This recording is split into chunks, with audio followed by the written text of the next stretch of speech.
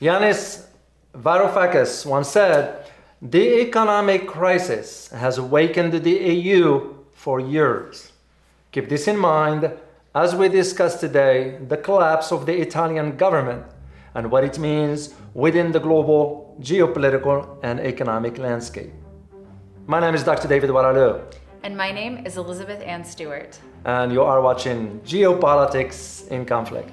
President of Italy rejected the Prime Minister's resignation. Italy is facing a political crisis. President Mattarella has declined Prime Minister Mario Draghi's offer. The Five-Star Movement boycotted the vote. Dramatic day in the Italian Parliament. Mr. Draghi's been asked to return to Parliament next week to clarify the situation. The collapse I know, of the Italy. Italian government. Whoever thought, huh? Right. No. But there's always hidden stuff behind the scenes that, for reasons usually the media will not disclose them. Mm-hmm. In this case of an European country that is collapsing on itself. Yes. Usually something like this, based on my experience, it will be wrapped under the political narrative. Yep. Oh, it's political. So what we're gonna do today, in this video, we're gonna delve deeper into why that is. So with me is Elizabeth is gonna provide some insights, especially economic ones, to provide you the big picture to understand where this is headed, and could we be next? And I think that that's a really fair question. You know, you brought this up during the Sri Lanka episode, right? Where we think, oh, this is so far away, this is so far away. But look at the indebtedness of Italy. Yeah. Look at how indebted Sri Lanka was. What other country is very heavily indebted, David? Well, you look at the US. You do. If you look at the US. We do have a lot of debt, over $30 trillion. That's a lot. It is. No. So, and the question is, I'm not surprised at this because, you know, I kind of delved deeper into understanding what does the Sri Lankan crisis means moving forward. Right. You know what I found? What? 27 countries are lined up to collapse. Absolutely. The question with the Italian government is that it's at the heart of Europe, of course, but you take into consideration other aspects that have precipitated the collapse of.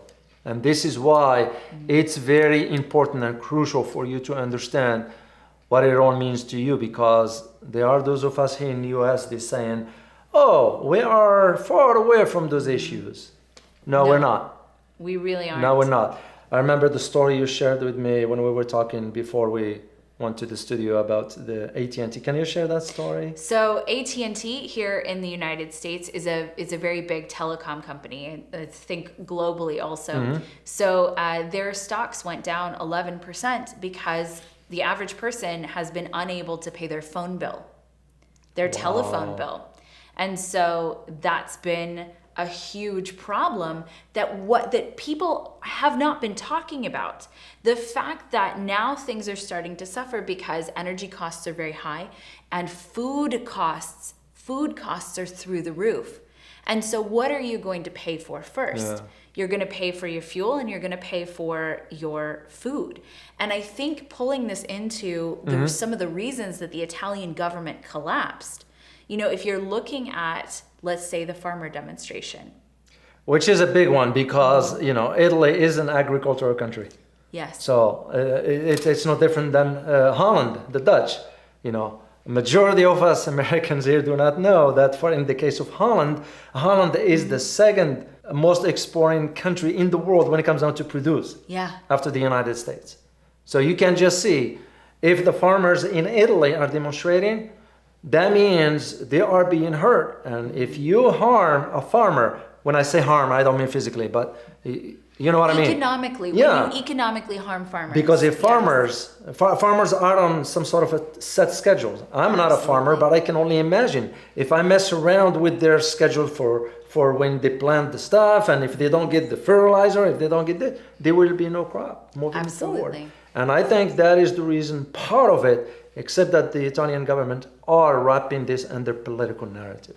They are, and it's very interesting because it is political in the sense that policy is what is destroying Europe. I mean, can I go so far as to say that, David? Would you think? Yeah, it is, because you start to see the indications of it, which explains why the European Union decided to lift sanctions on Russia now. Yes. Because they are realizing, the ill-conceived policies you are embarking on, the government, whatever government is, end up hurting the citizens. And in the case of Italy, and this is again my opinion, in the case of in Italy, is that the opposition parties that challenged Mario Draghi, the head of the government there, that they withdrew their support is because they were listening to what the farmers' concerns are.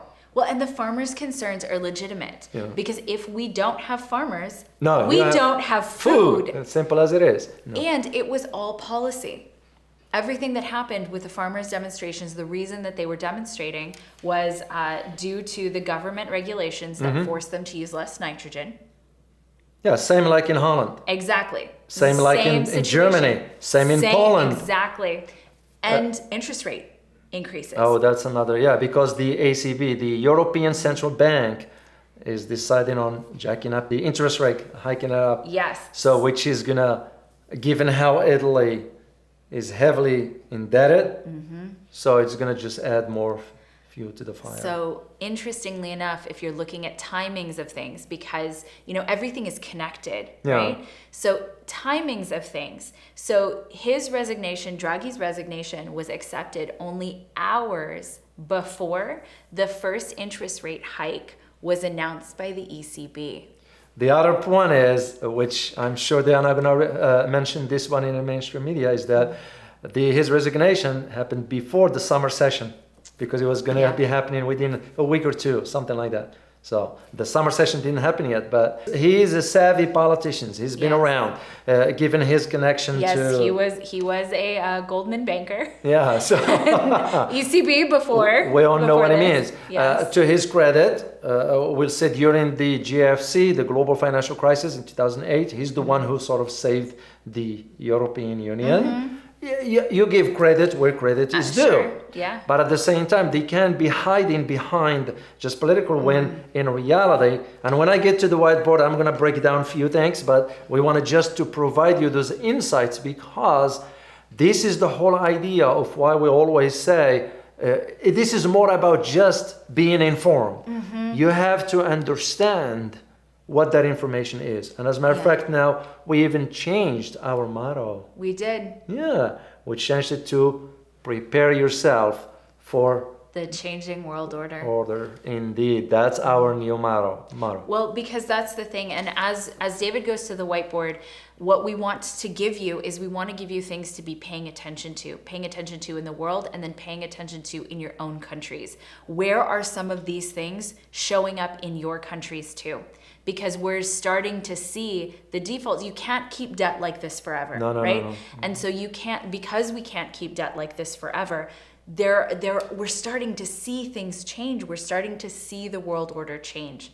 And so, would you like to go to the whiteboard? Yeah, indeed. If I may add quickly for our viewers, in addition to what's just happened in Italy, you got now Argentina.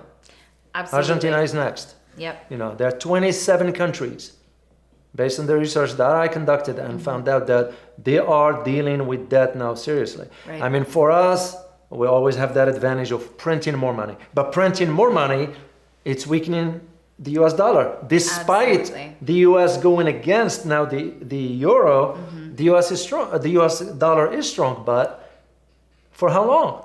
Right. For how long? And when, like the example you mentioned about AT&T, once you start having people not able to pay their mortgages, you're having people to, like we always argued, do you buy dinner or do you put oil or do you pay your phone bill? Or do you pay your phone bill in that case? That ultimately, in the case of the inflation, so even if the US dollar is strong, for example, which is, its own thing, but the reality of boots on the ground here in the United States is people are not able to actually pay their bills.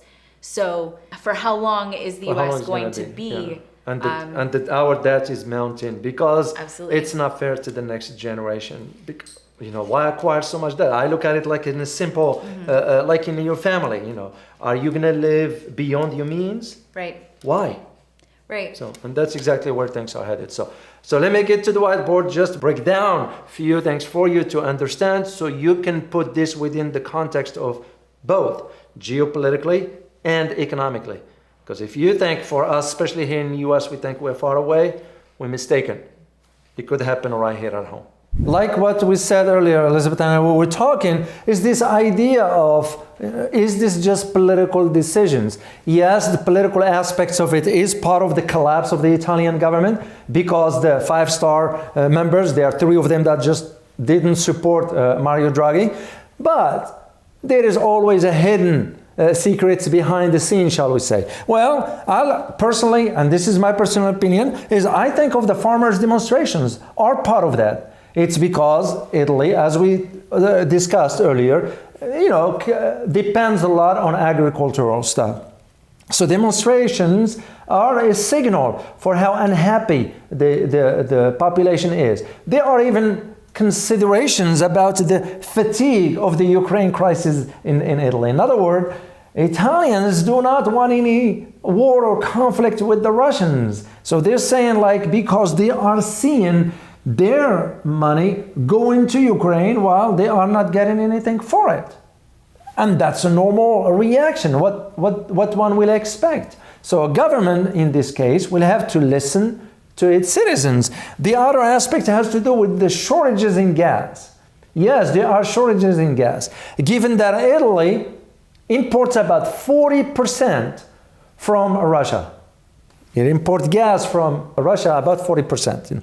Well, here is what's interesting about all this, is that, and we did mention this earlier, is that the EU decided to lift sanctions on some major banks in Russia to allow the transfer of food, wheat, and even you got now the flow of gas through Nord Stream 1.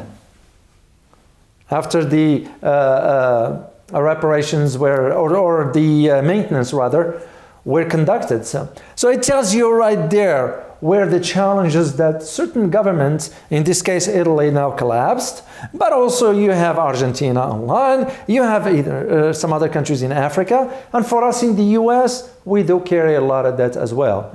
Will we have similar faith? Maybe, maybe not. Time will tell. But one thing we want you to keep in mind is that the collapse of the Italian government is not just political, it is also economic. Just like you explained on the whiteboard, David, there is more going on here than meets the eye. Well, indeed, because that becomes also the elements of human behavior. Absolutely. Because the politicians are humans like you and I. But this is why we always say, geopolitics trickles down. It does. And I think the biggest issue that we're all facing is that there's a large gap between the government and the everyday people, right? Farmers wouldn't demonstrate, for example, if their needs were actually being listened to. And a lot of these policies are being made at this very high level, right? Like you're talking about. These policies are being made at a very high level, but the reality for the people, all of us, that are affected by it is detrimental. It's painful to the everyday person. And when there's a really large gap, there becomes problems. Indeed, and that we see in this before our own eyes, and it's no different than what happens for us here in the US. When decisions are made in Washington, it impacts the farmers in Kansas and in Iowa and what have you. So the bottom line is that a lot of people think, well, geopolitics is no. It impacts you and I on our daily life, and that is the key important factor we want you to keep in mind. So as always, prepare yourself for the changing new world order.